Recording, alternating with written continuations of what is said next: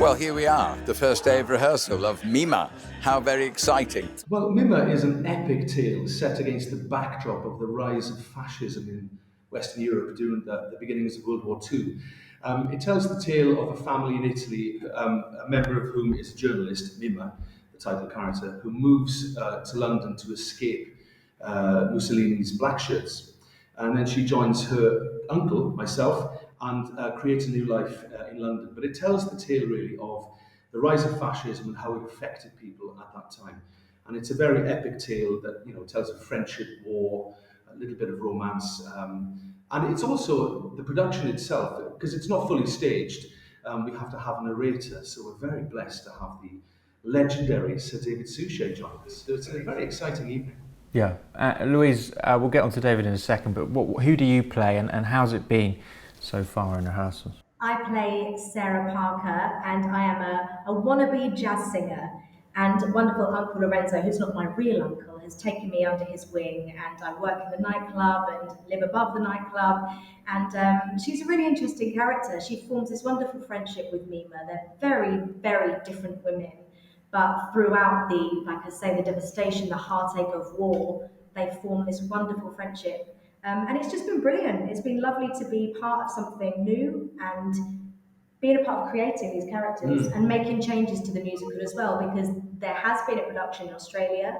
This production is very, very different. But it's been brilliant to be part of it and to be able to see what works, what doesn't work, and be part of that process.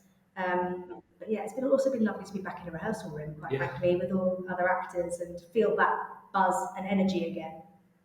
Very much looking forward to how it all comes together because this is quite different. This is a staged concert version. We have a narrator, we have a few new characters in, so that will be very interesting. Yeah, and you mentioned Sir David. It must be quite something rehearsing and being about to perform alongside him.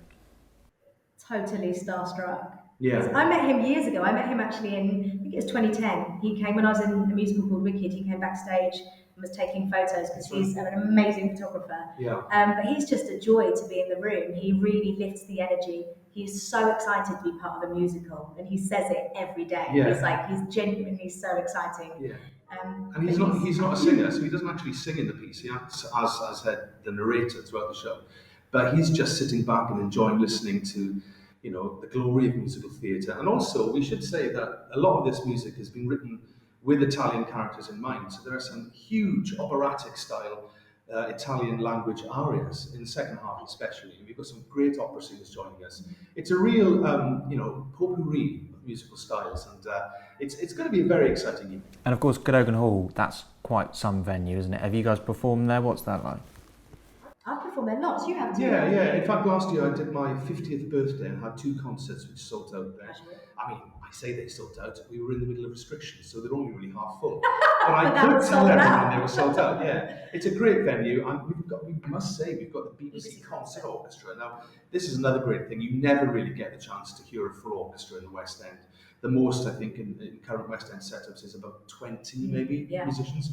And we've got somewhere in the region of 50. Almost 50. So it's going to be a huge wall of sound, and that's always great. And the BBC Concert Orchestra, we've both worked with a lot, and they're always excellent. They're really great. And of course, you guys are such huge sort of stalwarts in the musical theatre industry, you're such big names. Could you see yourselves carrying this a bit further maybe down the line? I know it's just a one-off performance for the Prince's Trust, which is amazing. But, if it really kicks off, because I don't think we've really seen it over here. No, never. And I do hope that this musical has a life and it moves forward. And the fact that we're doing the first showcase of this musical at the Cadogan Hall with the BBC Concert Orchestra, with this cast. And raising money for charity at the same time, It's unheard of. You usually are in a bit of a dusty rehearsal room, singing through it, and then you do a performance of it in that room. To do this alone in itself is incredible. Yeah. I do hope that it I certainly think it will. I mean, the writers are very keen to develop it and change it and, make it better every time. Every time we come into rehearsal, we've got new ideas. People are bringing ideas and shaping it and, reworking it. And if it ever went to a full production, I mean, it could be spectacular.